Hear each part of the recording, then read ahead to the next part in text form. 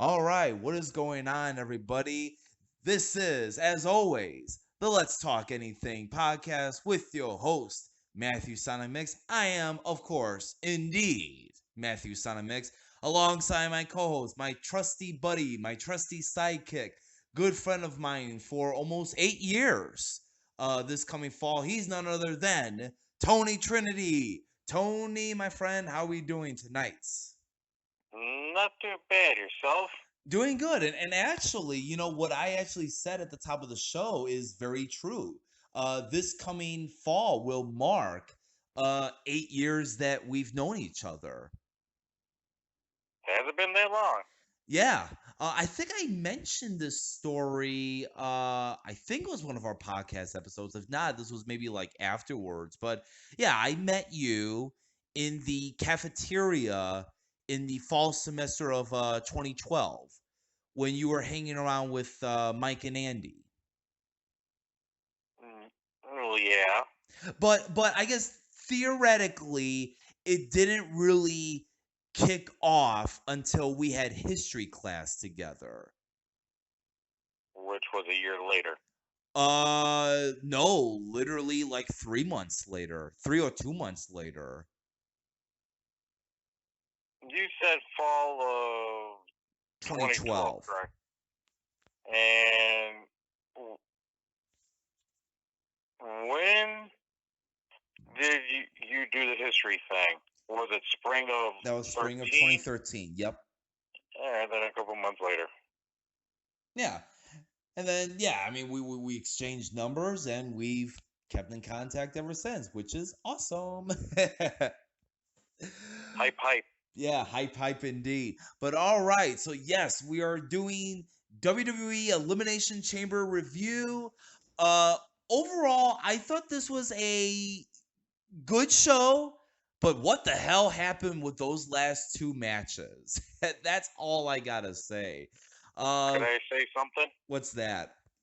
It's average. Avraj. I thought you said hype for some reason. Well, I said average, but in the British terminology, it's average. Avraj. Hey, All right, so there the you go. so we had the pre-show match. We had the Viking Raiders versus Kurt Hawkins and Zack Ryder. I feel like this was the most random thing on the pre-show. It was like they just found these two guys and or these two teams and they're like, "Hey, get out there. You guys have a match." What did you thought? Hey, it's a match. They get paid. Yeah, true. Would you rather them not get paid? I mean, hey, somebody's got to make money. Yeah, put the money in their pockets. Yeah. What I think about the match? Decent. Not too spectacular. Very basic, very basic. Match went for about 5 minutes. Very short match. Nothing much to see with this. Nothing much to see. I give this maybe a star and 3/4. Nothing higher than that. Maybe a two. Because it's the Edgeheads. Right. You know what I mean. True. Up next, we kick things off with Daniel Bryan versus Drew Gulak. What did you thought? Very interesting matchup between the two. It was not only interesting, but I really liked this match. There was some good technician submission wrestling. There was this one scary spot, and I kind of had to hold my breath for a second. It was the German suplex spot where Drew Gulak had literally just launched Bryan with it was just like up in the air, and he landed kind of awkwardly. So that was a very scary spot. But these guys, Especially when Daniel Bryan had neck injury. yeah. But no, these guys went at it according to what I'm reading here on Wikipedia, of course. 14:20, so about 14 minutes, 30 seconds. Really good match. I really enjoyed it. I thought this was a good way to kick off the show. Brian Very wins. solid match. Very solid match. Brian wins with the LaBelle lock. And I thought both guys looked really great coming out of this. And I kind of wish they would make Drew Gulak be a little bit more serious, like how he was back in NXT days. But maybe we'll get that Drew Gulak one day. Hopefully, maybe someday. I give this a 3.75. I really enjoyed this match. I give this one a 4 and plus. Let's just say if Daniel Bryan can make him as a star as he should be in the main roster, good for Daniel Bryan. I think those two should be like a tag team. I think that would be interesting. I mean, they're both submission specialists. The Dragon Sweeper or the Dragon Sleeper, excuse me, and the Label Lock, which is basically a crossface. Well, that person that I remember that did the Dragon Sleeper was none other than the Undertaker. Really, I never knew. Oh no, that was Hell's Gates. No, before he did Hell's Gate, it was a Dragon Sleeper. Back in when he was American Badass Undertaker. Okay, I actually don't remember that. I may have to go back and look at that. Up next, it was Andrade defending his United States title against Humberto Carrillo. What did you thoughts? Very basic, but at the same time very interesting between the two. I thought this was good. Didn't care so much about the whole constant roll ups. Then finally, the one roll up gets the win. Wasn't really too big of a fan of that. But man, Carrillo, man, like another loss. This is like what his fifth time going for the U.S. title. Like it's just I don't know. I feel like it's a running joke at this point. Technically, he should have won, and then go after Angel Garza to do that storyline and end it with Angel Garza winning the title instead of having it being on Andrade Cien Almas. But whatever. Yeah, it was what it was. A good match. Not as good as Bryan versus Gulak. I give it maybe about a solid 3.25. I'll give it about a solid 3.25 as well. Up next, it was the men's tag team elimination chamber match. It was Miz and Morrison, the New Day, Jimmy and Jay, Usos, Heavy Machinery, Lucha House Party, and Dolph and Robert Roode for the SmackDown Tag Team Champions. What did you thoughts? I like to say something. For the second year in a row,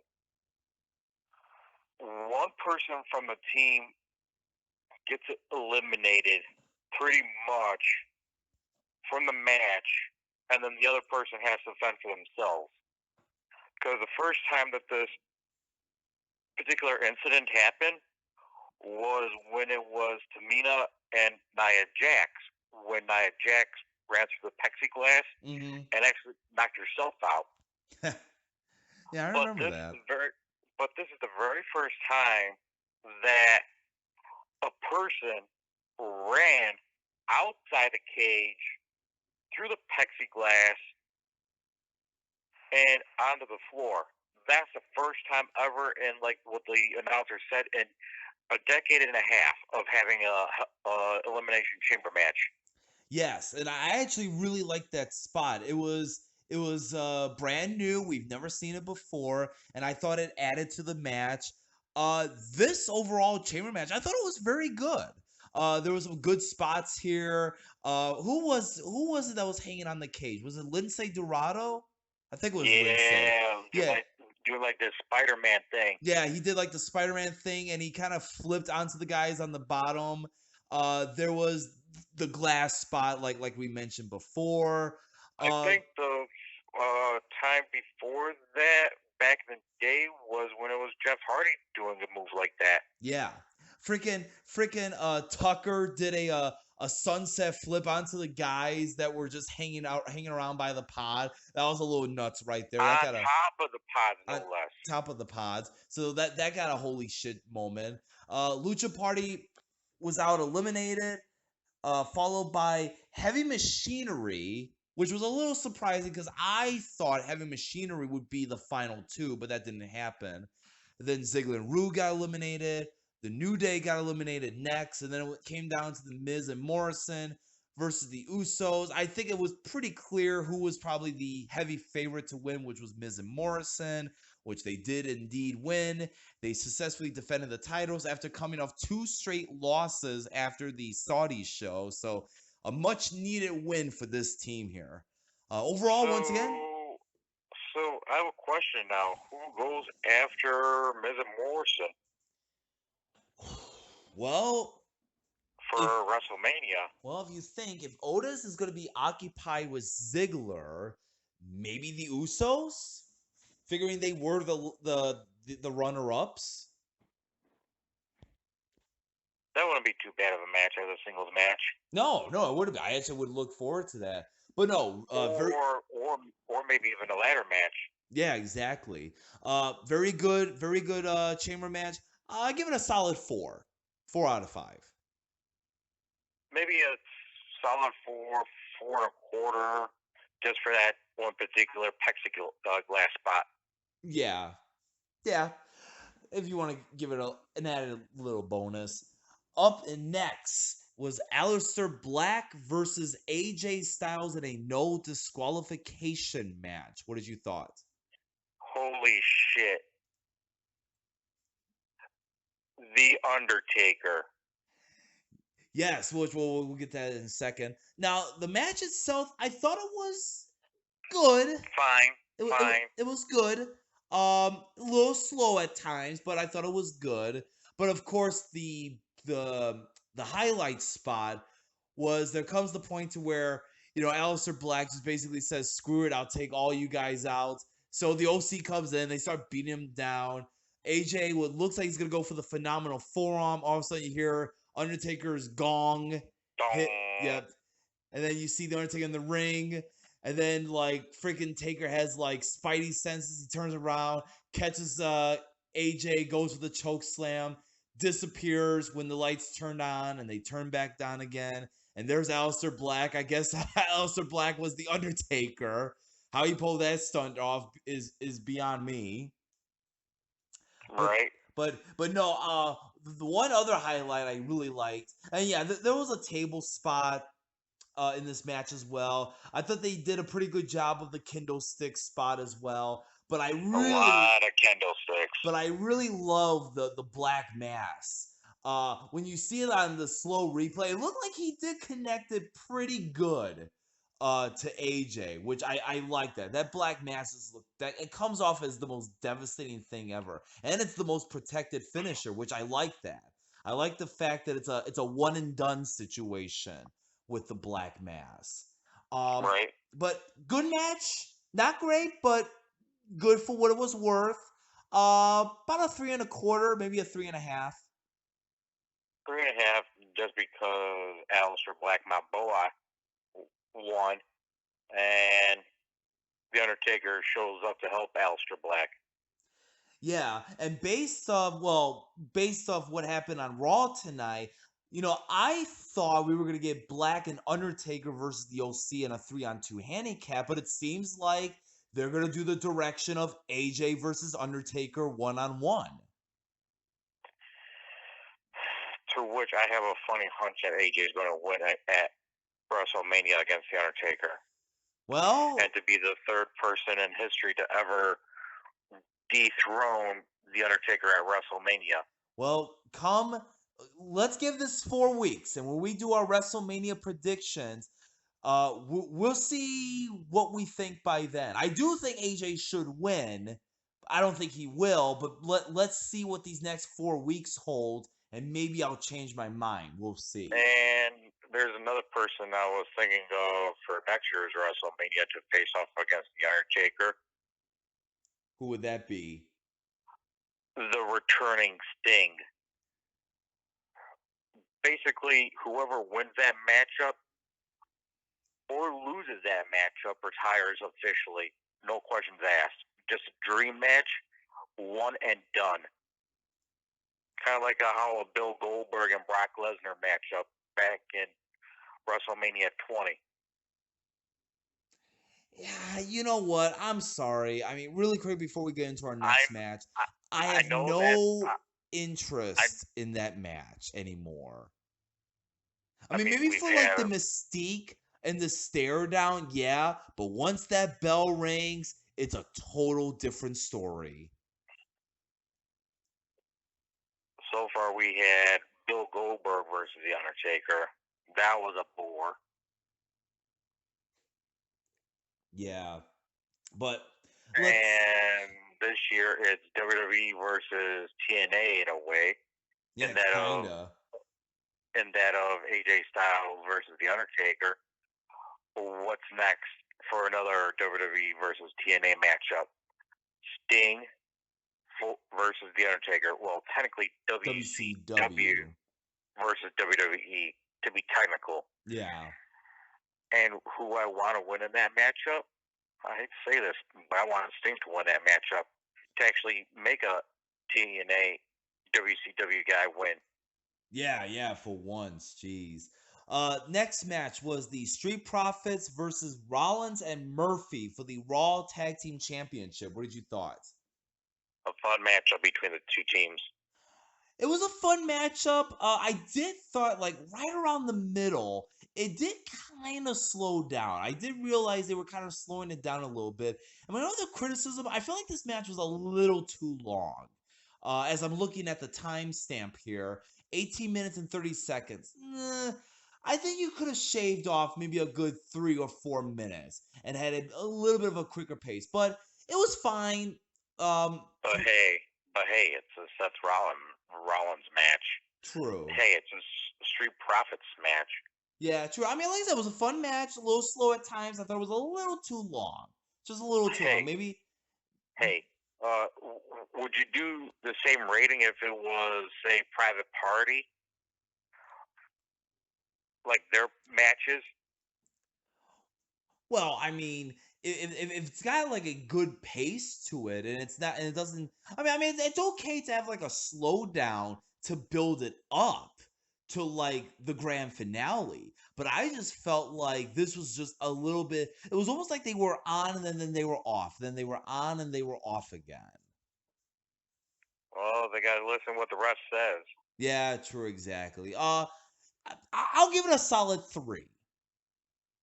Style 3 as well. And then comes these next ones, and I say to myself, "What the hell happened to this show?" Because this show, I'm not saying it went straight to hell, but boy, did it start like arcing downward. Sami Zayn, Shinsuke Nakamura, and Cesaro versus Braun Strowman in a 3-on-1 handicap match for the WWE Intercontinental Championship. What did you thought? I'd hate to say this, but actually, Sami Zayn does deserve it.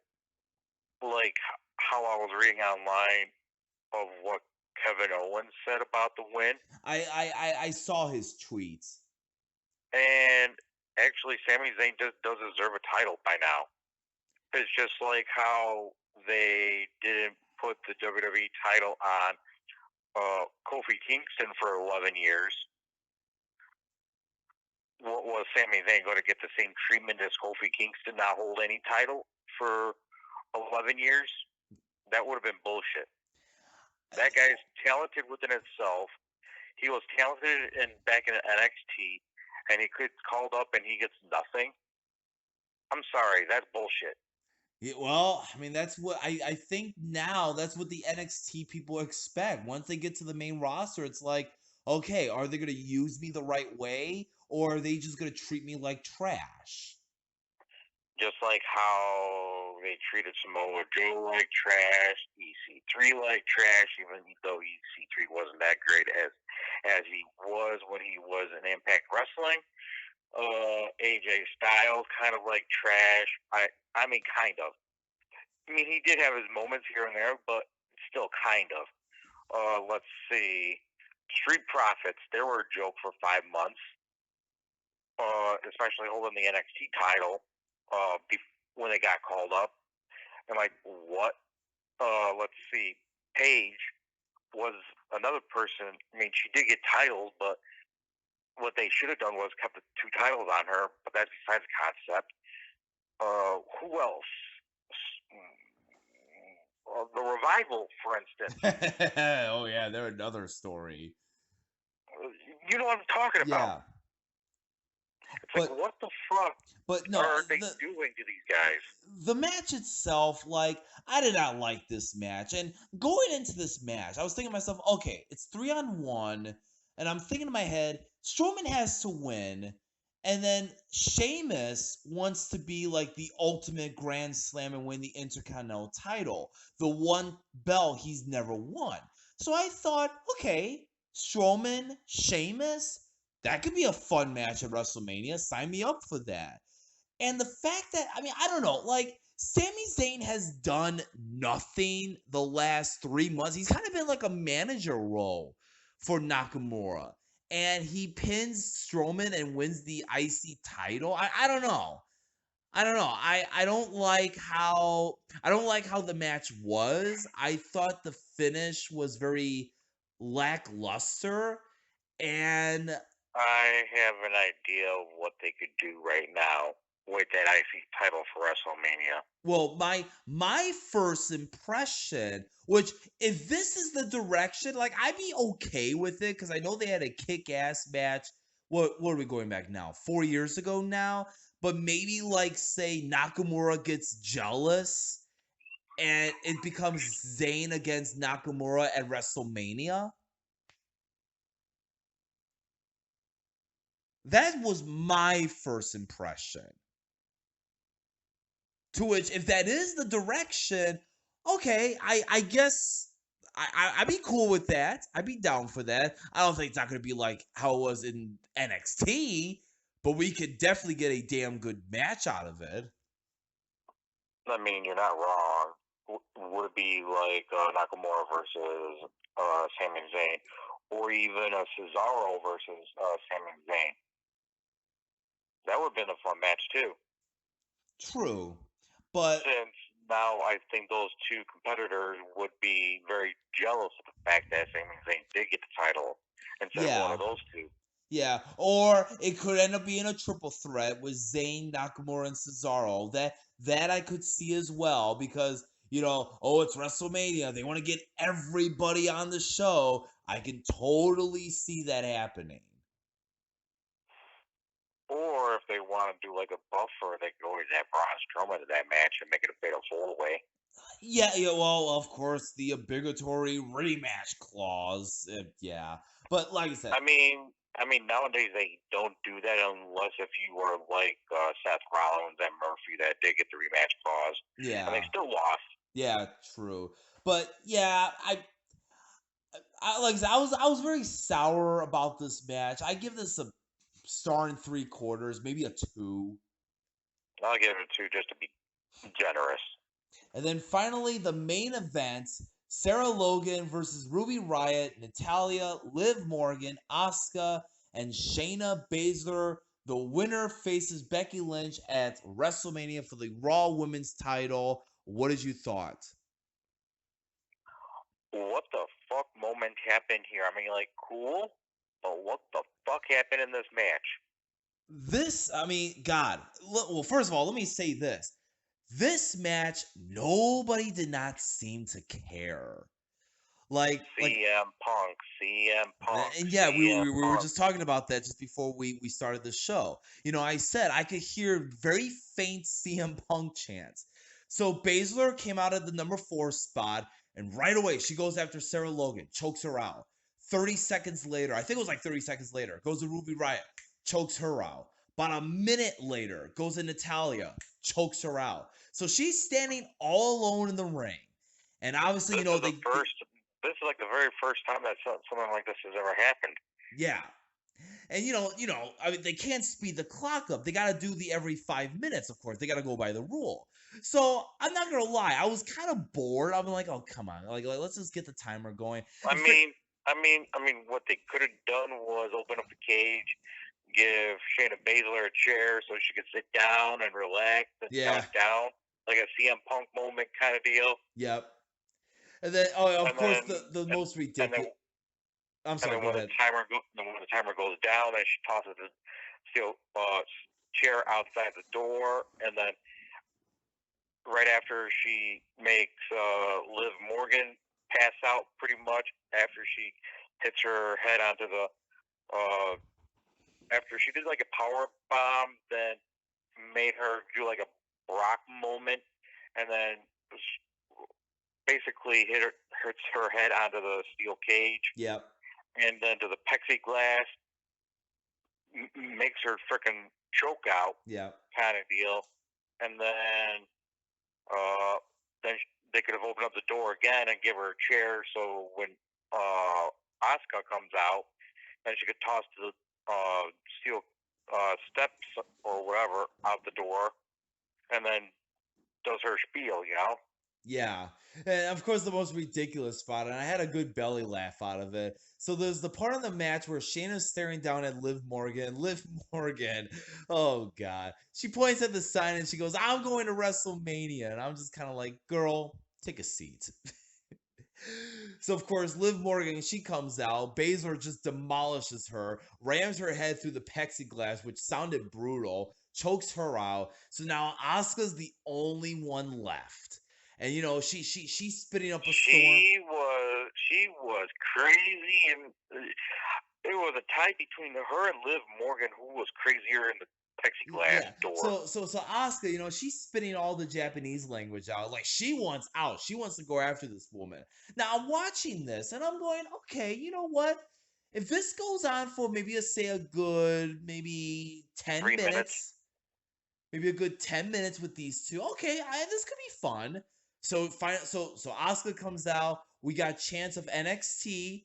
They were faint, but I could hear NXT chants, and they went at it. And I'm not gonna lie, it was very underwhelming, especially the end where you know she's choking Asuka out, and I thought maybe okay, maybe she'll try to roll through, get like a pin of some kind, and no, I mean Asuka, who looked like wanted to kill this woman, gets choked out. Now, I'll give the benefit here.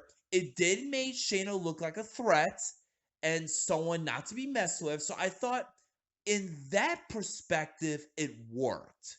To build character belief, to build character, to build the character Shayna Baszler as a threat. I thought that did its job well. But the match itself, I did not care about this match. I will even go as far as to say I think this may arguably be the worst elimination chamber match uh ever. You're not wrong, considering The that. the last worst elimination chamber match that I can remember, uh you have to go all the way back 14 years ago to the ECW December to Dismember pay-per-view. Um, that was an Was elimination chamber that match. was that the one where Edge cashed in the Money in the Bank? No, you're thinking of New Year's Revolution. But wasn't there like an elimination chamber, one of those two Yes. pay per views? Yes, that was the Yeah, New Year's Revolution one. got it. Um, but no, like I said, as far as character build for Shayna, I thought it was well done. But the match itself, I didn't care. Nobody in that audience didn't care. And the I match think was I think there could have been two things that they could have done differently. Well, three things. Well, technically four, if I'm thinking about this. Either made Shayna go in first and dominate the whole women's division in that match, yeah. or make her come out last and then cleans out house, if you You know will. what? You know what? I think that would have been better if it was like that. You know, choke every woman out in like 45 seconds. Now, not with Oscar, of course. I would have at least had given Oscar a good fighting shot. But yeah, Sarah Logan choked out. 30 seconds later, Ruby Riott choke out. Minute later, Natalia choke her out. 10 seconds later, Liv Morgan choke out.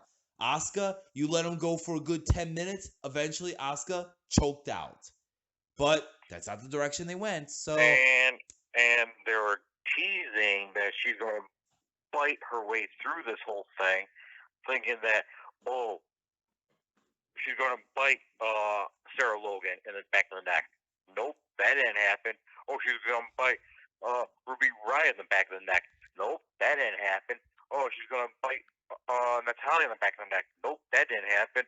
oh, she's going to be biting Liv Morgan in the back of the neck. Nope, that didn't happen. And she's going to be biting Asuka in the back of the neck. Nope. Nope, that didn't happen. What the fuck?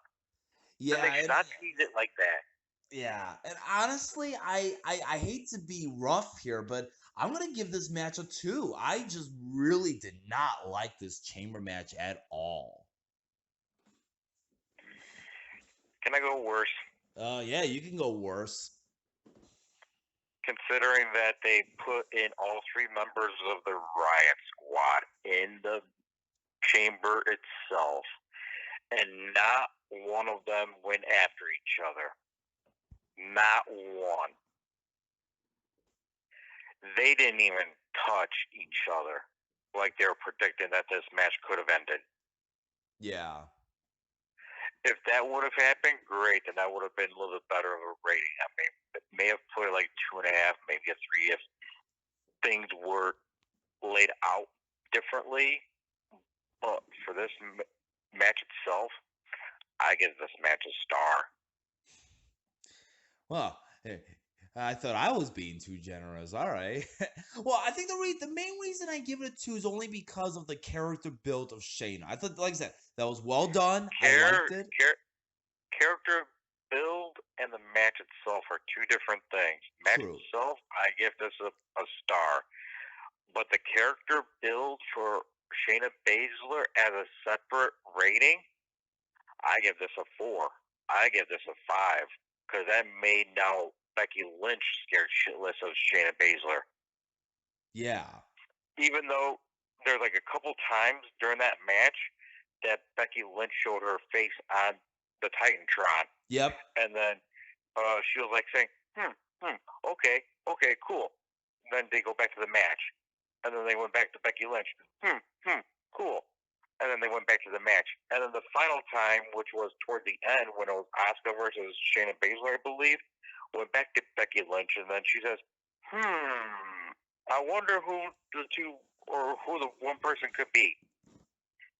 And then went back to the match. Yeah. I mean, come on. What the fuck? That's never happened either. No. So let's go over the tally here. Viking Raiders against Kurt Hawkins and Ryder. We did not vote for this match here, so not counting it. NA. Yep, NA.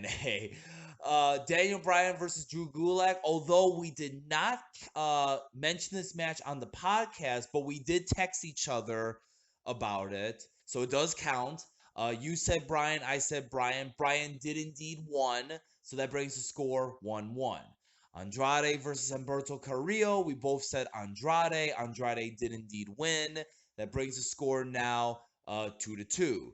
The SmackDown Elimination Chamber match. You said Heavy Machinery. I said Miz and Morrison. Miz and Morrison pick up the W. That brings me up into the lead of 3-2.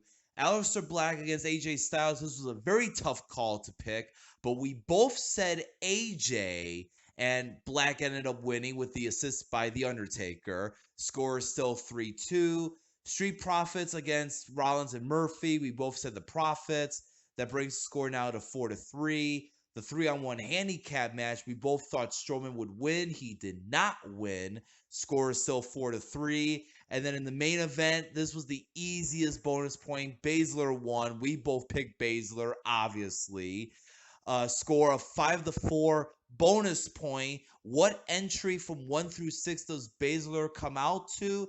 You said 1. I said 6. She came out at the 4 spot, so no bonus point for that. So the final score.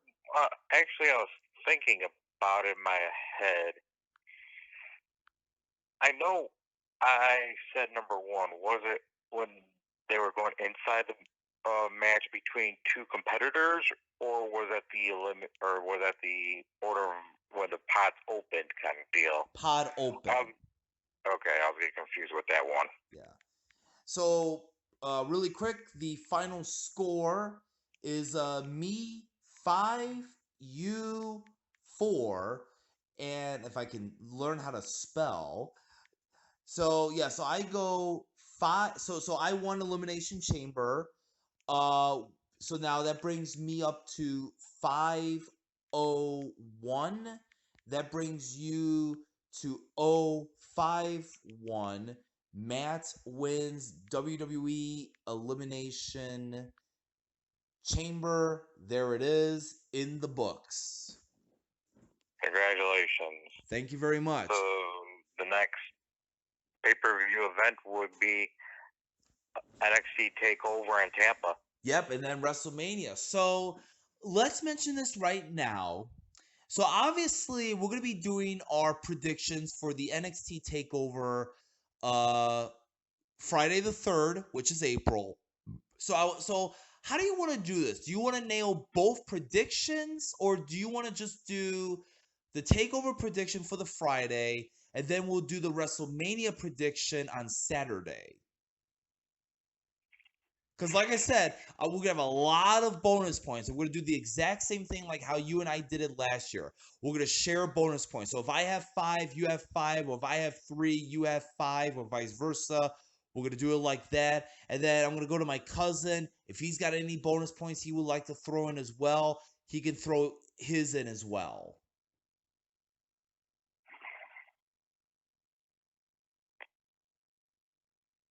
Depending on my work schedule for that weekend, we'll play by ear. How about that? Sounds fine by me. So overall score, what would you give Elimination Chamber? 7. Yes, I definitely agree with you. This was a solid 7, nothing higher, nothing lower. I thought the show started off very good, and then it was just good, nothing bad, nothing good, but I really thought those last 2 matches did hurt the show quite a bit, but not enough to where I thought, oh, this was a terrible show. Nothing like that. Solid 7. Once again, nothing more, nothing less. And Hey, at least it's better than anything that's in Saudi Arabia. yeah, I agree. Well, that I wraps. think out of all the pay-per-views that we've ever been having, the worst ones actually are held in Saudi Arabia. Yeah, which is probably every year when we do our wrestling nominations or whatever. I think the last couple years I've said the Saudi Arabia shows, if I'm not mistaken. But yeah, that's gonna be a lot of So fun. far, early prediction. Worst pay-per-view event right now?